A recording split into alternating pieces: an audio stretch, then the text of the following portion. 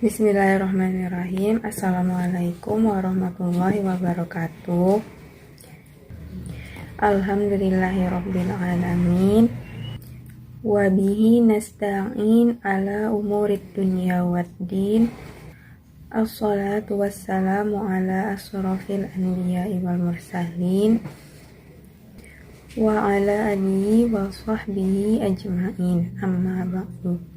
Pertama-tama marilah kita panjatkan puji dan syukur atas kehadirat Allah Subhanahu wa ta'ala, atas rahmat dan hidayahnya kepada kita semua, sehingga sampai hari ini kita masih diberi kenikmatan, terutama nikmat iman, dan tentunya juga semangat untuk menuntut ilmu.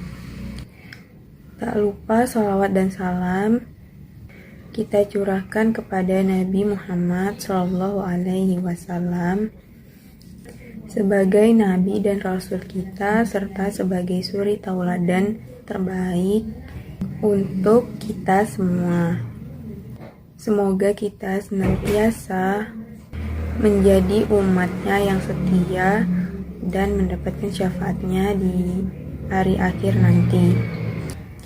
Perkenalkan, nama saya Anissa Mutmainah, NIM 1811210146. Di sini saya bertugas sebagai moderator. Saya sebagai moderator yang akan memandu jalannya presentasi pada hari ini. Dalam video ini akan dipresentasikan makalah kelompok 4 yang berjudul Strategi Pembelajaran Sejarah Kebudayaan Islam Berdasarkan Materi. Sebelum presentasi ini dimulai, saya akan membacakan susunan kegiatan presentasi kali ini, yaitu diantaranya 1. Pembukaan, 2. Pembacaan ayat suci Al-Quran dari masing-masing pemakalah, 3.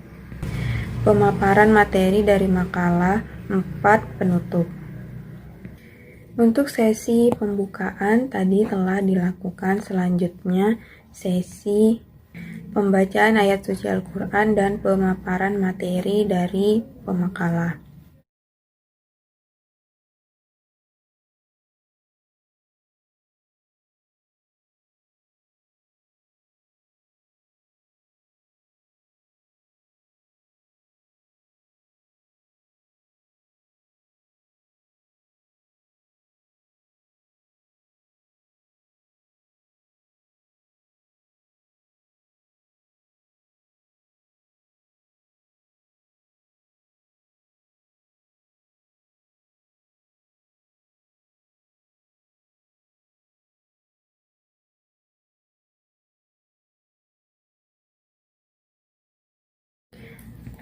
Untuk yang pertama, saya persilakan kepada Musti Anjaswari untuk membacakan ayat suci Al-Quran dan memaparkan materi. Assalamualaikum warahmatullahi wabarakatuh. Perkenalkan, nama saya Musti Anjaswari. NIM saya 1811210153. Saya di sini dari kelompok 4. A'udzu billahi minasyaitonir rajim. Bismillahirrahmanirrahim. Wa idza qila lahum la tufsidu fil ardi qalu innama nahnu muslihun. Sadaqallahul azim. Saya akan menjelaskan tentang pengertian strategi pembelajaran. Strategi berasal dari bahasa Yunani, yaitu strategos, yang artinya suatu usaha untuk mencapai kemenangan dari suatu peperangan.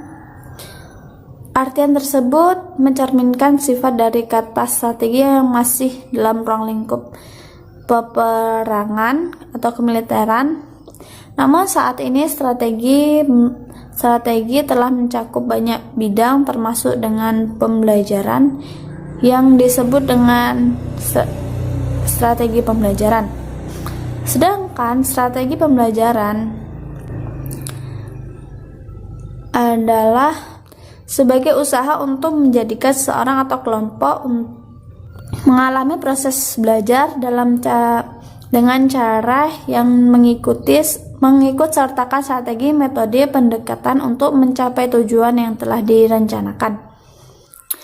Ahli pendidikan memberikan keterangan tentang strategi pembelajaran dalam beragam pendapat, yaitu yang pertama, strategi pembelajaran adalah pola rencana atau pelaksanaan suatu pembelajaran dengan maksud agar tujuan pembelajaran dapat dicapai secara efektif dan efisien. Yang kedua,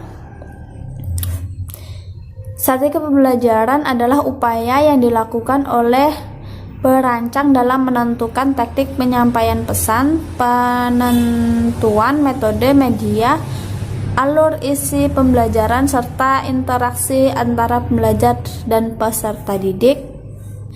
Strategi pembelajaran adalah suatu proses tata cara yang dilakukan sebelum atau sedang akan berlangsung dalam kegiatan belajar mengajar, yaitu diimplementasikan oleh guru untuk mencapai tujuan pembelajaran itu sendiri yang telah ditentukan sebelumnya. Strategi pembelajaran mencakup pada pola perancangan yang lahir dari pola pikir guru dalam menafsirkan tindakan pengajaran, dalam memanfaatkan metode, teknik, media, dan sumber daya, kemudian menjalankan suatu aspek yang telah direncanakan dalam tahap pelaksanaan agar dapat mencapai tujuan yang telah ditentukan dalam proses pembelajaran berjalan secara efektif dan efisien.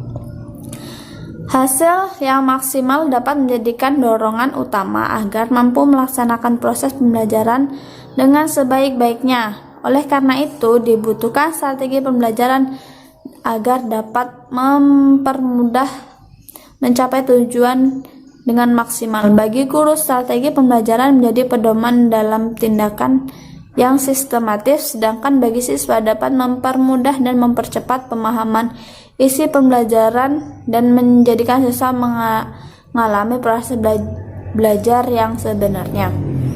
Selanjutnya saya akan menjelaskan tentang sejarah kebudayaan Islam atau SKI. Sejarah dari segi bahasa adalah sajarotun yang artinya pohon, sedangkan menurut istilah adalah segala sesuatu yang terkumpul atau tersusun dari rangkaian peristiwa yang terjadi di masa lampau. Sedangkan Islam adalah agama yang ajarannya berupa wahyu-wahyu dari Tuhan Yang Maha Esa kepada umatnya dengan melalui Nabi Muhammad sebagai Rasulnya. Sejarah kebudayaan Islam adalah sebuah mata pembelajaran yang lebih membahas kepada asal-usul perkembangan peran kebudayaan atau peradaban Islam serta para tokoh yang berkinerja di masa kejayaan peradaban Islam di masa yang dahulu atau di masa lampau. Sejarah Islam itu sendiri dimulai dari sejarah masyarakat Arab sebelum adanya Islam, sejarah lahirnya Nabi Muhammad sampai kepada masa Khalifah Rasyidin.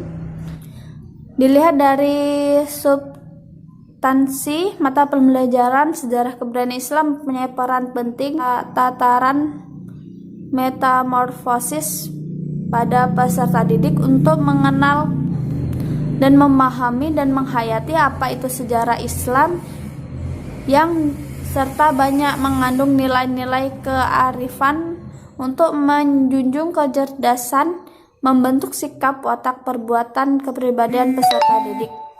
Sejarah kebudayaan Islam di dalam penyampaian kepada peserta didik, seorang pendidik harus mengupayakan segala cara supaya peserta didik merasa tertarik dan mudah dipahami Di sini diperlukan kemampuan seorang pendidik untuk mengelola metode pembelajaran berkisah selektif dan seefisien mungkin. Assalamualaikum warahmatullahi wabarakatuh. Perkenalkan, nama saya M. Faris Subaidillah Fahmi. Saya yaitu pemakalah dari kelompok 4 yang akan menjelaskan materi selanjutnya. Sebelum saya menjelaskan materi selanjutnya, alangkah baiknya kita awali dengan pembacaan ayat suci Al-Quran yang saya akan baca sendiri, yaitu surat Al-Baqarah ayat 11 dan ayat 12. A'udzu billahi minas syaitonir rajim. Bismillahirrahmanirrahim. Wa idza qila lahum la tufsidu fil ard qalu innama nahnu muslihun. Ala innahum humul mufsiduna walakin la yash'urun. Baiklah, saya akan menjelaskan materi dari kelompok 4. Yang di sini saya akan menjelaskan yaitu pengertian materi atau bahan pembelajaran. Bahan dilihat secara bahasa yaitu barang yang akan dibuat secara sesuatu benda tertentu atau segala sesuatu yang dapat dipergunakan atau diperlukan untuk suatu tujuan. Yaitu bahan yaitu dipergunakan untuk menggapai satu tujuan. Kalau dalam pembelajaran, bahan itu seperti pedoman atau pegangan untuk mengajar. Bahan pelajaran bisa juga disebut juga dengan materi belajaran. Adalah bekal atau isi yang harus disampaikan atau dikuasai oleh pendidik untuk disampaikan kepada peserta didik atau siswa. Bahan pelajaran juga dapat disebut dengan media yang dapat mengantarkan peserta didik atau siswa kepada pencapaian suatu tujuan dalam pembelajaran. Materi atau isi pembelajaran diberikan kepada siswa sesuai dengan standar yang telah ditetapkan oleh BSNP. Bahan pelajaran secara umum dapat dibedakan menjadi beberapa kategori seperti fakta, konsep, prinsip, teori, dan model. Di sini saya akan menjelaskan satu-satu. Yaitu yang pertama yaitu fakta. Fakta di sini yang dimaksud adalah dasar dari konsep-konsep, prinsip, dan teori. Fakta berarti menunjukkan kebenaran dan keadaan sesuatu tanpa adanya rekayasa, harus sesuai aslinya, dikarenakan fakta-fakta itu diperoleh dari hasil observasi. Maka fakta mempresentasikan apa yang dapat dilihat. Selanjutnya yaitu konsep. Fakta merupakan bahan kasar yang harus diolah sehingga dapat membentuk suatu gagasan yang berarti hubungan-hubungan antar faktanya.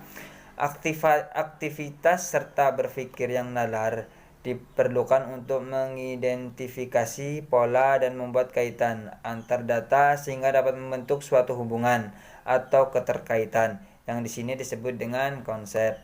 Selanjutnya yaitu prinsip-prinsip dan hukum. Prinsip dan hukum yaitu merupakan hasil generalisasi dari suatu konsep, karena prinsip dan hukum terdiri dari fakta-fakta dan konsep-konsep. Prinsip-prinsip yaitu yang mengatur pertumbuhan serta menyediakan informasi yang dapat dipercaya dan berkenan perubahan di dalam sistem kehidupan. Selanjutnya yaitu teori-teori. Teori mempunyai hakikat yang berbeda dan tidak akan menjadi fakta atau hukum, tetapi teori ini tetap berlaku sementara sampai adanya revisi dan dapat sangkalan. Selanjutnya yaitu model. Model hanyalah alat bantu untuk mengonseptualisasi fitur-fitur yang menonjol dari prinsip-prinsip dan teori dan gambaran mental yang tidak sesuai dengan kenyataan sebagian atau keseluruhannya. Materi pelajaran merupakan salah satu komponen yang masuk selanjutnya harus dipertimbangkan dalam memilih strategi pembelajaran. Materi pembelajaran dibagi menjadi dua jenis, yaitu materi formal dan materi informal. Bahan yang bersifat informal ini dibutuhkan agar pengajaran lebih relevan dan aktual. Selanjutnya saya akan menjelaskan langkah-langkah dalam penentuan materi pembelajaran. Yang pertama yaitu kita harus analisis standar kompetensi dan kompetensi dasar. Setiap standar kompetensi harus diuraikan menjadi kompetensi standar, selanjutnya kompetensi dasar diuraikan menjadi suatu tujuan pembelajaran. Tujuan dalam pembelajaran harus memiliki pembuktian kompetensi atau keterampilan apa saja yang harus dikuasai oleh peserta didik dalam jalannya pembelajaran. Selanjutnya yaitu kita harus mengidentifikasi jenis-jenis materi pembelajaran. Materi yang sesuai dengan ranah kognitif yang ditentukan berdasarkan perilaku yang menekankan aspek-aspek intelektual, yaitu pengetahuan, pengertian, dan keterampilan dalam berpikir. Selanjutnya materi yang sesuai dengan ranah efektif ditentukan berdasarkan perilaku menekankan perasaan dan emosi seperti minat, sikap, apresiasi, dan cara adaptasi atau penyesuaian diri, serta materi ranah psikomotor ditentukan berdasarkan perilaku aspek keterampilan motoriknya. Selanjutnya yaitu strategi dalam urutan penyampaian. Strategi dalam urutan penyampaian di sini ada beberapa poin-poin. Yang pertama, poin pertama yaitu bahan yang disampaikan harus benar dan tidak terdapat kesalahan dalam konsep. Dan poin kedua yaitu bahan yang disampaikan harus dengan lancar. Poin ketiga yaitu bahan yang disampaikan harus secara sistematis, yaitu berurutan secara logis dan setiap bagiannya berkaitan satu dengan yang lainnya. Poin keempat yaitu bahasa dalam penyampaian dengan bahasa komunikatif baik dan benar sehingga mudah dimengerti oleh peserta didik dan siswa. Selanjutnya saya juga akan menjelaskan menjelaskan klasifikasi strategi pembelajaran berdasarkan materi. Strategi pembelajaran yang satu, strategi pembelajaran yang berpusat pada materi pengajaran. Material center strategis merupakan sebutan lain untuk strategi pembelajaran yang berpusat pada materi pengajaran. Bermula dari anggapan yang mengungkapkan bahwa belajar adalah upaya untuk mendapatkan dan menguasai informasi beserta pengetahuan. Pada konsep pemikiran ini, strategi pembelajaran difokuskan pada materi dalam pengajarannya. Untuk yang ketiga, saya sendiri, Anissa Mutmainah, yang akan membacakan ayat suci Al-Quran dan memaparkan materi selanjutnya. Assalamualaikum warahmatullahi wabarakatuh. Perkenalkan, nama saya Anissa Mutmainah, NIM 1811210146. Saya sebagai pemateri ketiga untuk presentasi kelompok 4. Sebelum memulai presentasi, saya akan membacakan surah Al-Baqarah ayat 13. A'udzu billahi minasy syaithanir rajim. Bismillahirrahmanirrahim. Wa idza qila lahum aminu kama amanan nas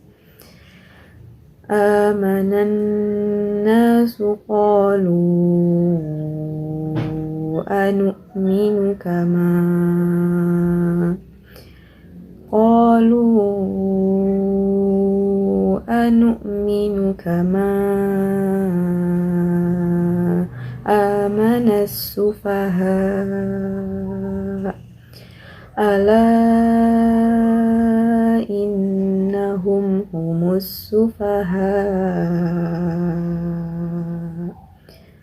humus sufaha walakin la ya'lamun. Shadaqallahul azim. Saya akan menjelaskan subbab bagian E dari makalah kami, yaitu strategi pembelajaran berdasarkan materi dan implementasinya dalam kegiatan pembelajaran sejarah kebudayaan Islam. Dan bagian F yaitu strategi Rasulullah Shallallahu Alaihi Wasallam dalam mengajar kepada para sahabat. Baiklah, untuk mempersingkat waktu, langsung saja saya akan menjelaskan yang pertama yaitu subbab bagian E yang berjudul strategi pembelajaran berdasarkan materi dan implementasinya dalam kegiatan pembelajaran. Di dalam makalah kami ada 8 strategi pembelajaran yang kami analisis dan kami jabarkan di dalam makalah kelompok kami. Khususnya untuk pembelajaran sejarah kebudayaan Islam. 8 strategi tersebut diantaranya yaitu 1. Strategi pembelajaran kontekstual teaching and learning. 2. Strategi pembelajaran tim kuis berhadiah. 3. Strategi role playing atau bermain peran. 4. Strategi pembelajaran discovery learning. 5. Strategi pembelajaran perpaduan, yaitu perpaduan antara strategi inquiry, strategi konstruktivisme, dan strategi problem-based learning. 6. Strategi pembelajaran berbasis e-learning atau electronic learning. 7. Strategi pembelajaran cycle. Dan yang terakhir ke-8, strategi pembelajaran PQ4R. Baiklah, langsung saja akan saya jelaskan dan saya paparkan dari ke-8 strategi tersebut. 1. Strategi kontekstual teaching and learning. Strategi pembelajaran ini menggunakan konsep pembelajaran mencari dan menemukan sendiri hal-hal yang berkaitan dengan materi pelajaran. Kemudian, pemahaman akan dibentuk dengan menghubungkan antara materi pelajaran dengan kondisi di lapangan atau keadaan nyata dalam kehidupan sehari-hari. Sehingga dengan strategi ini, siswa akan lebih terdorong untuk menerapkan materi pelajaran yang telah dipahami tersebut dalam kehidupan sehari-hari. Contohnya, dalam pembelajaran sejarah kebudayaan Islam, kami mengambil contoh dari standar kompetensi pada zaman Khulafaur Rasyidin. Untuk implementasinya, guru dapat mengajak siswa untuk mengidentifikasi kemajuan-kemajuan yang terjadi, kemajuan-kemajuan Islam pada masa Khulafaur Rasyidin. Kemudian guru dapat mengajak siswa untuk mengidentifikasi hikmah dari pergantian kepemimpinan dan contoh-contoh kebijakan yang diambil pada setiap masa kepemimpinan Khulafaur Rasyidin.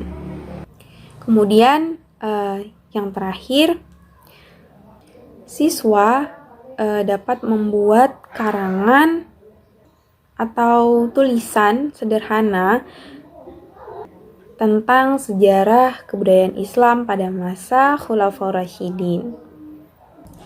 Kedua, strategi pembelajaran tim kuis berhadiah. Strategi pembelajaran ini bersifat kelompok atau tim. Nah, dalam penerapannya, strategi ini itu berupa pengajuan pertanyaan dari guru kepada siswa yang sebelumnya sudah dibentuk menjadi beberapa kelompok atau tim. Strategi ini sangat berdampak positif bagi siswa, yaitu diantaranya siswa mampu meningkatkan rasa tanggung jawab atas apa yang telah dipelajari sebelumnya. Kemudian, siswa juga dapat meningkatkan skill atau kompetensi dalam bekerja sama di dalam kelompoknya. Dan strategi ini dapat meningkatkan motivasi atau mendorong siswa itu untuk lebih semangat, aktif, dan partisipatif dalam kegiatan pembelajaran.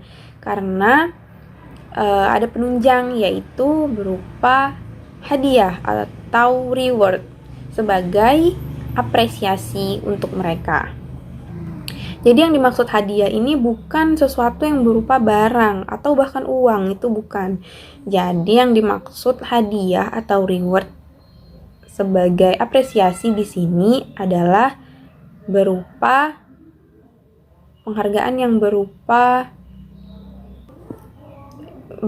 klaim kepada siswa sebagai kelompok terbaik yang ditandai dengan banyaknya jumlah skor atau bintang yang diperoleh dari ketepatan dan kecepatan dalam menjawab pertanyaan yang diajukan oleh guru.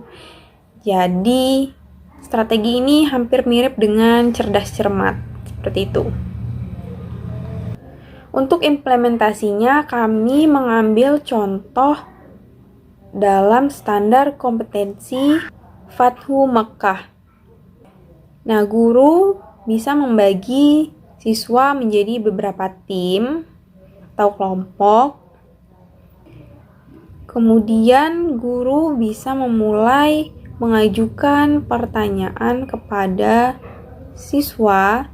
Nah, jadi siswa yang tadinya sudah dibentuk menjadi beberapa tim atau kelompok itu harus berlomba-lomba untuk secepat mungkin merespon dan menjawab pertanyaan yang diajukan oleh guru dan juga dengan jawaban yang tepat, supaya mereka mendapatkan skor atau poin yang nantinya itu akan menjadi tolak ukur apresiasi untuk kelompok mereka.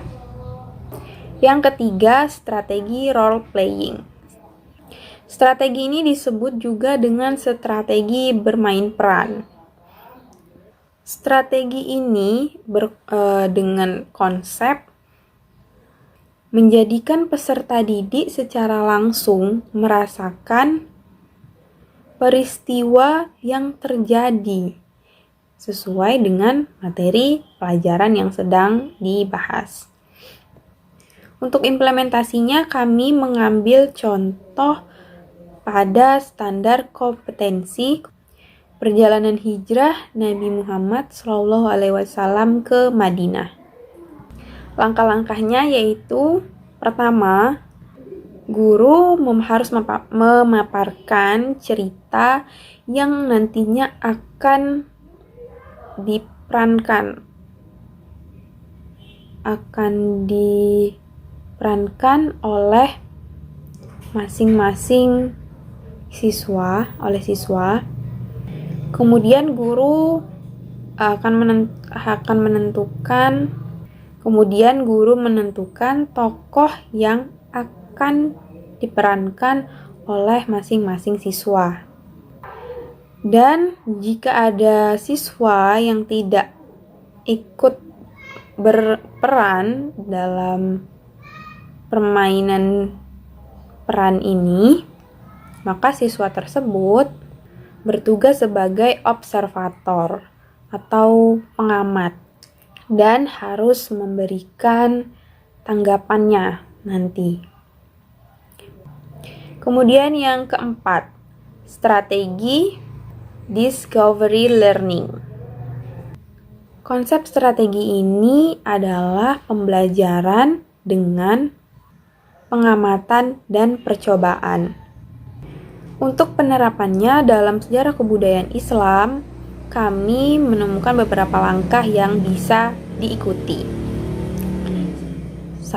Satu, guru menampilkan video tentang Khalifah Umar bin Khattab. Kedua, dari video yang telah ditayangkan sebelumnya kepada siswa, siswa harus mencari tahu lebih jauh informasi-informasi lainnya yang berkaitan dengan Khalifah Umar bin Khattab, dan siswa harus mengumpulkan jawaban dari pertanyaan-pertanyaan yang diberikan oleh guru. Yang ketiga, siswa harus mencari jawaban-jawaban dari pertanyaan yang telah diajukan oleh guru dari berbagai sumber dan menemukan jawaban-jawaban tersebut secara mandiri. Keempat, guru memantau siswa dalam mencari dan menemukan jawaban dari berbagai sumber yang telah didapat. Kelima, guru harus membantu siswa dalam memilih sumber terbaik yang ditemukan jawaban di dalamnya. 6. Siswa membuat narasi atau berupa cerita sesuai dengan kronologis peristiwa. 7. Siswa harus mempresentasikan hasil kerjanya di depan kelas. 5. Perpaduan strategi inquiry, konstruktivisme, dan problem-based learning. Perpaduan dari 3 strategi ini dalam pembelajaran sejarah kebudayaan Islam dapat diterapkan salah satunya pada standar kompetensi yang berupa peperangan. Misalkan seperti Perang Badar, Perang Uhud, Perang Mu'tah, Perang Khaybar. Untuk implementasi dari perpaduan dari ketiga strategi ini, kami telah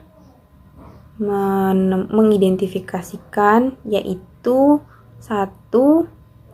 Guru dapat menyampaikan hal-hal yang marak terjadi pada era modern seperti sekarang ini, seperti radikalisme dalam agama, pemboman bunuh diri, terorisme, gerakan separatisme, kemudian perang antar suku, dan lain-lain sebagainya.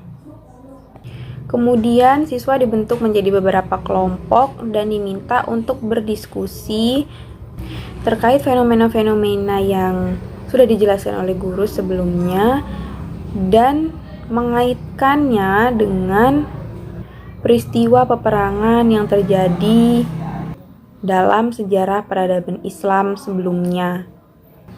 Kemudian yang ketiga, guru dapat memberikan tugas, yaitu mencari berbagai peristiwa yang berupa kekerasan yang terjadi pada zaman modern sekarang dari berbagai sumber seperti koran, majalah, tabloid, internet, televisi, radio, dan lain-lain sebagainya.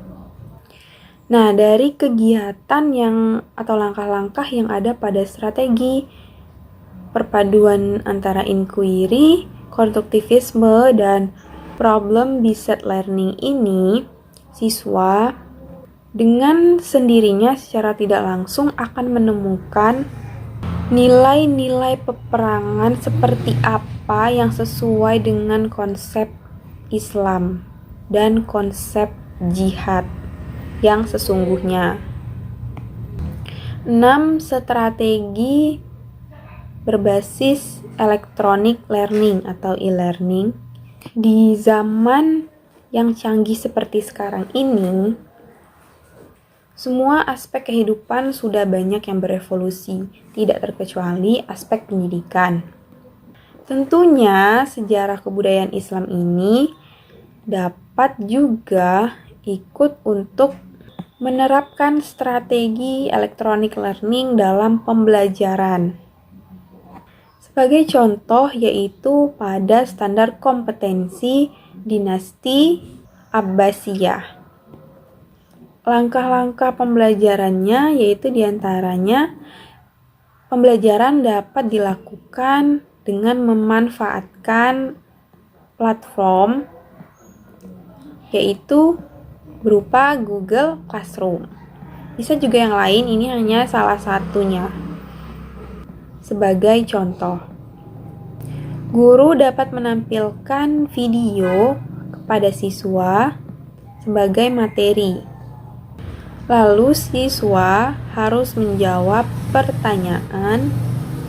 Lalu siswa harus menyusun pertanyaan berdasarkan video yang sudah disajikan oleh guru sebagai materi tadi. Dengan penyusunan pertanyaan dengan konsep 5W plus 1H. Dan menjawabnya pada kolom tugas. Jadi siswa itu harus menyusun pertanyaan yang dijawab sendiri oleh mereka dengan konsep 5W plus 1H. Selanjutnya setelah itu siswa dan guru dapat berdiskusi untuk menjalin interaksi, mendiskusikan hasil kerja atau tugas yang telah dikerjakan oleh siswa tadi. Yang ketujuh, strategi learning cycle atau pembelajaran siklus. Ada 5 tahapan dalam strategi ini, yaitu diantaranya yang pertama tahap pembangkitan minat atau peningkatan minat, 2 tahap eksplorasi, 3 tahap penjelasan, 4 tahap elaborasi, dan 5 tahap evaluasi. Yang terakhir 8 yaitu strategi PQ4R. Strategi PQ4R ini singkatan dari P yaitu preview, Q adalah question, 4R yaitu read, reflect, recite, dan review. Strategi ini sangat cocok sekali untuk mata pelajaran sejarah kebudayaan Islam, karena sejarah kebudayaan Islam itu mata pelajaran yang banyak yang bersifat bacaan dan hafalan. Nah, strategi ini cocok sekali karena strategi ini dapat dijadikan sebagai upaya untuk meningkatkan minat dan kemampuan literasi pada siswa. Karena strategi ini adalah strategi dengan teknik membaca cermat. Langkah-langkah untuk penerapan atau implementasi dari strategi ini yaitu diantaranya 1. Preview atau peninjauan. Nah, tahap preview atau peninjauan ini yaitu tahap membaca sekilas dengan cepat. Caranya, siswa harus membaca topik dan subtopik atau bab dan subbab, kalimat awal dan kalimat akhir dalam setiap paragraf, dan kesimpulan dari dalam sebuah bab dengan memperhatikan ide pokoknya. Yang kedua, question atau pertanyaan. Nah, di tahap ini merupakan tahap di mana siswa itu harus menggunakan pola pikir yang kritis. Karena di tahap ini siswa harus mengajukan pertanyaan pada dirinya sendiri untuk bahan bacaan yang telah mereka baca dengan konsep 5W plus 1H. Ketiga, read atau membaca. Nah, tahap ini merupakan tahap inti atau pokok. Siswa harus memberikan reaksinya terhadap apa yang telah mereka baca. Yang keempat, reflect, yaitu membayangkan atau menggambarkan tentang apa yang mereka baca. Jadi, selama proses membaca, siswa menjadi memahami apa saja informasi yang mereka temukan dalam bahan bacaan tersebut. Yang kelima, recite, yaitu membawakan atau menceritakan. Setelah membaca, siswa harus menjelaskan, menceritakan poin-poin penting dengan pernyataan atas jawaban dari pertanyaan yang telah mereka susun tadi sebelumnya. 6. Review atau tinjauan. Ini adalah tahapan terakhir dari strategi PK 4R. Siswa harus memeriksa kembali atau mengoreksi informasi yang telah dibuat dan informasi yang telah ditemukan dan dibuat dan menyusun kesimpulannya. Nah, itulah tadi 8 strategi yang ada dalam makalah kami. Selanjutnya yaitu bagian F, subbab F, yaitu strategi Rasulullah SAW dalam mengajar kepada para sahabat. Strategi berkisah ini adalah penyajian materi pelajaran dengan cara penyampaian kisah-kisah atau peristiwa yang terjadi pada masa lampau yang menjadi sejarah hidup manusia.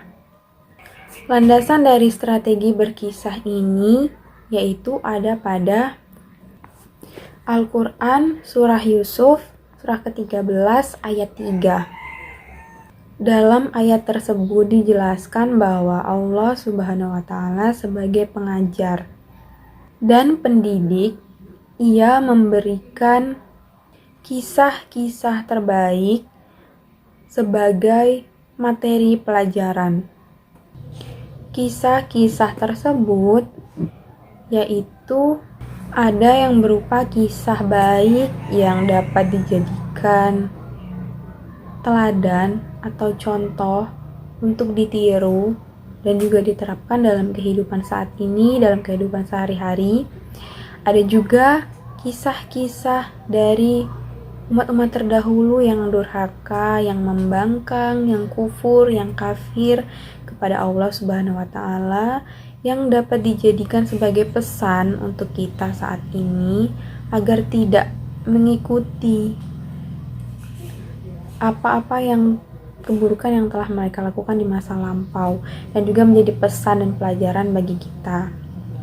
Rasulullah Shallallahu Alaihi Wasallam pun seringkali berkisah atau bercerita kepada para sahabat dalam proses pembelajarannya. Kisah-kisah yang disampaikan Rasulullah kepada para sahabat itu tentu pun tentang peristiwa-peristiwa terdahulu. Rasulullah Shallallahu Alaihi Wasallam sebagai pengajaran pendidik mengajar kepada para sahabat dengan berlandaskan Al-Quran dan Sunnah, sehingga banyak terbentuk generasi-generasi unggulan pada masanya pada saat itu. Strategi berkisah atau bercerita ini berfungsi sebagai penghubung antara materi pelajaran yang dipelajari dengan kehidupan, sehingga menjadi lebih mudah untuk dipahami dan dapat menjadi teladan dalam kehidupan yang akan mendatang di kehidupan sehari-hari. Baiklah teman-teman, itu tadi penjelasan dari saya selaku pemateri ketiga dari kelompok 4. Terima kasih sudah mendengarkan dan menyimak. Semoga dapat dipahami penjelasannya. Lebih dan kurangnya saya mohon maaf. Wassalamualaikum warahmatullahi wabarakatuh. Itulah tadi pemaparan materi dari pemakalah. Sesi terakhir yaitu penutup. Alhamdulillahirrabbilalamin, selesai sudah presentasi dari kelompok 4. Semoga apa yang disampaikan oleh para pemakalah dari kelompok 4 tadi dapat dipahami, menambah ilmu pengetahuan dan dapat kita terapkan dalam pembelajaran sejarah kebudayaan Islam. Saya selaku moderator dan mewakili teman-teman yang presentasi, kami mohon maaf apabila ada kekurangan dan kesalahan, dan kepada Allah kami mohon ampun. Saya akhiri, wassalamualaikum warahmatullahi wabarakatuh.